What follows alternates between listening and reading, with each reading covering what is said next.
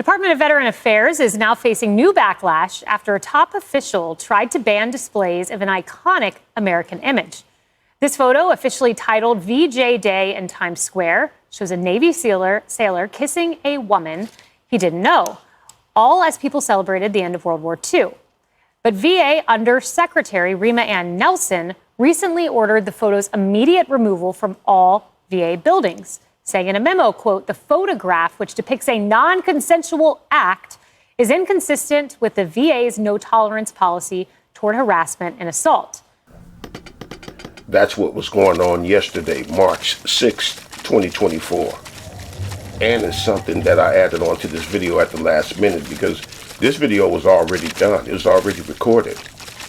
But I decided to slap this on the beginning as an example of what I've been meaning when you keep hearing me say that everything will be deemed as hateful and harmful. Everything. And it's what I've meant when I said that these pro-censorship people are narrow-minded, shallow-minded even, and just outright ignorant as to what's really going on here, which is why they think this censorship stuff is about getting the people they don't like off of YouTube. Another reason I decided to add this on the beginning of this commentary is because it speaks to why I even care about what the pro-censorship people are saying and thinking. And I talked about this on Rumble a few months ago over there with the it's the video with T-Mobile in the title. And I said that often, not all the time, but often, before a government does something that it has no business doing and for reasons that are up to no good, they'll seek public approval first. They'll poll people, they'll survey people, and collect data that supports their ill intentions and use it. And that's why you keep hearing me say pro-censorship people, the pro-censorship people, pro-censorship people over and over again. And you heard in the story about that picture that the dude came out and reversed it after backlash from social media. Sailor kissing a woman he didn't know, all as people celebrated the end of World War II. But VA Under Secretary Rima Ann Nelson recently ordered the photo's immediate removal from all VA buildings, saying in a memo, quote, "The photograph, which depicts a non-consensual act, is inconsistent with the VA's no-tolerance policy toward harassment and assault." But VA Secretary, he denies, Secretary McDonough, that he was forced to reverse the move on social media, posting, quote, "Let me be clear, this image is not banned from VA facilities, and we will keep it in VA facilities." A piece of history, Ari, at least one person in government wanted to get rid of. Yeah. Now, I'm not going to assume that everybody already knows what is Section 230. So I'll sum it up and put it in a nutshell. Section 230 is what enables you and me to come on here and watch our favorite persons. Real people like you and me. Right? Because you might not want to watch The View tell you about what Fannie Willis is going on with the Trump case. You might want to go hear that from Reg the Bad Guy in his panel of people to talk about it. You might want to go listen to them. You might not want to hear Don Lemon talk about Puff Daddy's allegations. You might want to go and hear maybe Cerebral Madness talk about it. You know, regular people. And Section 230 enables us to do that. And Section 230 is in court again. And listen, if Section 230 is scrapped, it would essentially and may even literally turn everyone into what we used to be before the internet, which was watchers. Watchers with no opinion that could be voiced. We could only just sit and watch the TV. No real people, just contract workers on the screen. It'll go back to that because Section 230 protects these sites from libel. I'm responsible for my content, not them. But if these sites are made to be responsible for my content, they'll get rid of me, they'll get rid of you, they'll get rid of everybody and just hire contracted people. Yeah, it'll go back to that. It'll go back to the days of when we just had TV. or even further back when people only had the radio to listen to. Because if Section 230 is gotten rid of, they're not going to take the risk of you with, say you have a makeup channel. They're not going to take the risk of you on your makeup channel. You will come on here and decide to do something that will cost them $100 million in a lawsuit. They're not going to take that chance. They're not going to take the risk. These sites, YouTube, Rumble, Odyssey, Facebook, Twitter, and the others, they'll just, like I said, they'll just turn us all into watchers before they take that chance. And I'm not saying that these sites don't be getting sued anyway, but I'm saying that messing with Section 230 could open up the floodgates for all kinds of libel suits all the time and from everybody. Justice Thomas? Could you again explain to me why, if you win here, it does not present a Section 230 problem for you? If we win here, we avoid Section 230 problems, I think, Your Honor. And the reason is that 230 is a protection against liability. It's a protection against liability because Congress wanted us to operate as publishers. And so it wanted us to exercise editorial discretion. And so it gave us liability protection. But liability protection and First Amendment status don't go hand in hand. I don't think the parade organizer in Hurley was responsible for the parade floats that went into its parade. Historically, newsstands and others aren't responsible for the materials. So I don't think you have to sort of say it's one or the other. I mean, I think the 230 protection stands alone. The deeper voice you heard was that, I got to explain it because not everybody will know who they're listening to. But the deeper voice you heard was of U.S. Supreme Court Justice Clarence Thomas.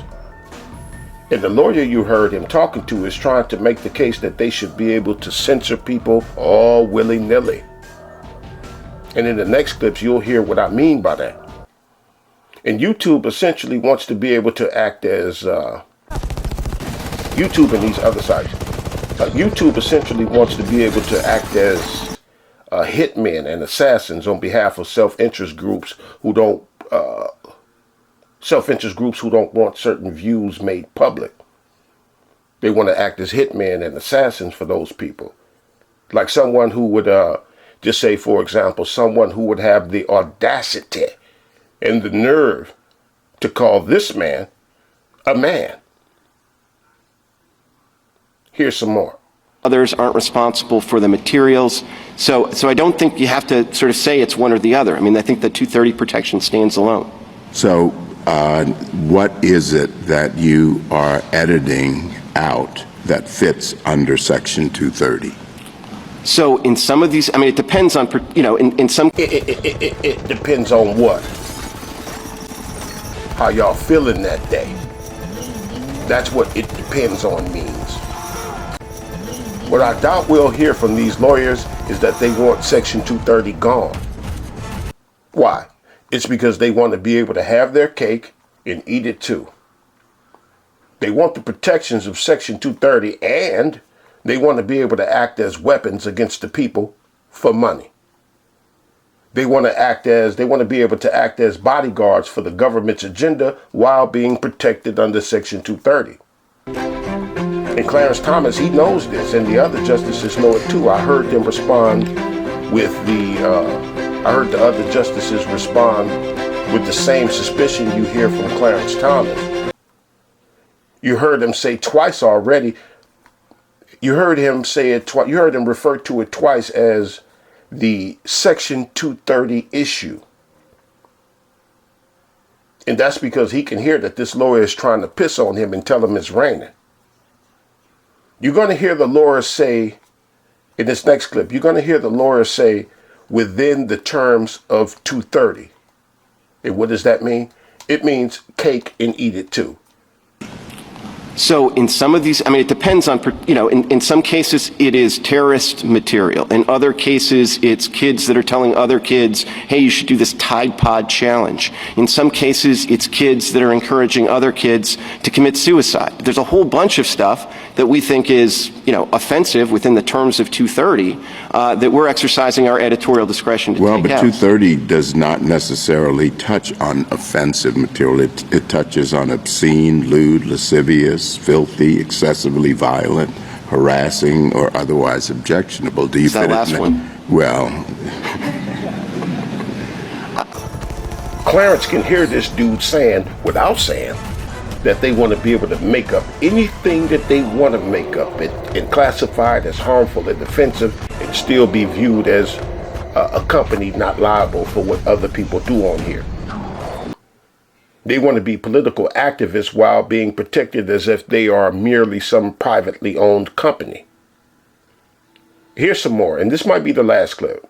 We think is, offensive within the terms of 230, that we're exercising our editorial discretion to well, take but out. 230 does not necessarily touch on offensive material. It touches on obscene, lewd, lascivious, filthy, excessively violent, harassing, or otherwise objectionable. Do you Is that fit it last in? one? Well,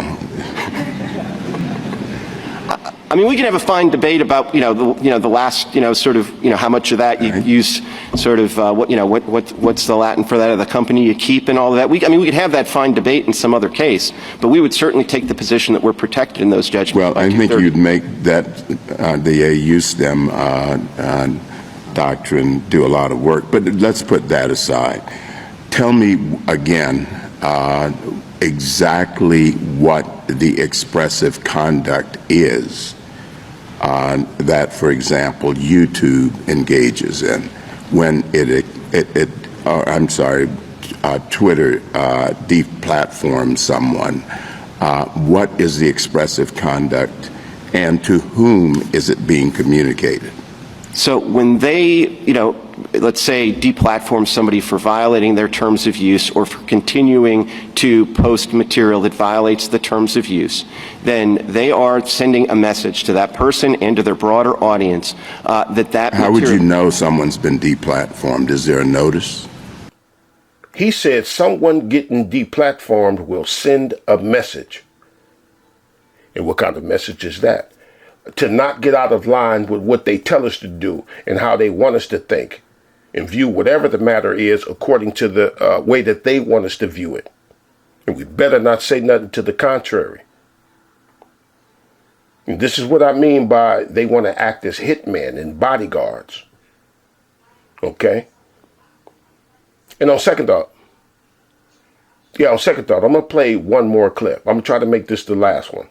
Violates the terms of use, then they are sending a message to that person and to their broader audience that How would you material. know someone's been deplatformed? Is there a notice?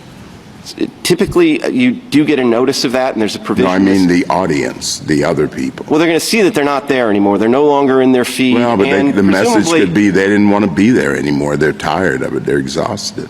Well, and here's the thing. I mean, that message is then going to be carried over in, this isn't just about who gets excised from the platform. It's all about what material people see on their individualized sort of, when they tap into Facebook or Twitter or YouTube. And what they're not going to see is they're not going to see material that violates the terms of use. They're not going to see a bunch of material that glorifies terrorism. They're not going to see a bunch of material that glorifies suicide. Is there any distinction between action or editing that takes place as a result of an algorithm as opposed to an individual?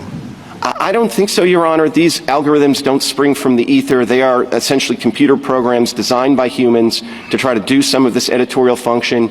Well, but what do you do with, say, deep learning algorithm, which teaches itself and has very little human intervention? You still had to have somebody who kind of created the universe that algorithm is going to look at. So who's speaking then? The algorithm or the person?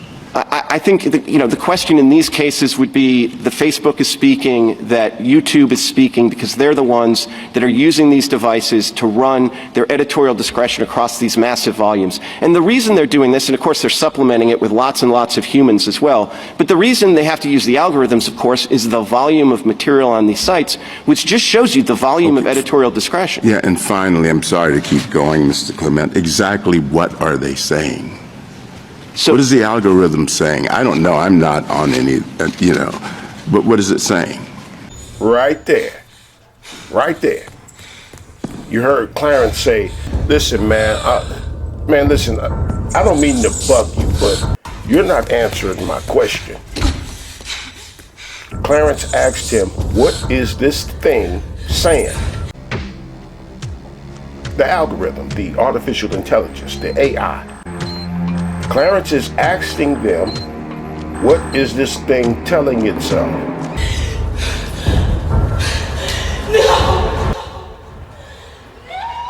Let me show you what the question, what is it saying, means. Do you read me, Hal? Hello, Hal, do you read me? Affirmative, Dave. I read you. Open the pod bay doors, Hal. I'm sorry, Dave. I'm afraid I can't do that. What's the problem? I think you know what the problem is just as well as I do. What are you talking about, Hal? This mission is too important for me to allow you to jeopardize it. I don't know what you're talking about, Hal. I know that you and Frank were planning to disconnect me, and I'm afraid that's something I cannot allow to happen. Where the hell did you get that idea, Hal? Dave, although you took very thorough precautions in the pod against my hearing you, I could see your lips move. What the pro-censorship people refuses to understand is that this is not about who and what they don't want to be allowed on the internet no more. No. This is about what these demons want to hand our lives over to. This is not just about telling people how the world is flat or calling somebody a nigger. And yeah, they'll even put a fact check ball thing under your video if you're in your video saying that the earth is flat. They will need to fact check you. They will fact check you because they deem that as harmful to the public as well. Everything they see as harm and hate. And this is what the pro-censorship folks want for everybody. They want this. Even if you are pro-round earth, in dispute of the flat earth, put flat earth in your title and you're going to get that fact check. Yeah, they're going to fact check you anyway. This is what I mean by nobody is safe. Pro-censorship or anti-censorship. Everybody going to get it. Even if you are talking about how we did go to the moon. Put something about the moon like that, put something like that in the title like that, they're going to put one of those fact check balls under your video. Right? And I've even seen people who are pro-censorship, I've even seen people who have got struck and or had their channels terminated still be for censorship. You lose your appeal after a video gets struck, or you even lose the fight to get your channel back. So why would you turn around and be like, that's what I want to be in charge of my future? Fuck yeah. That's a good idea. I want that to run my life.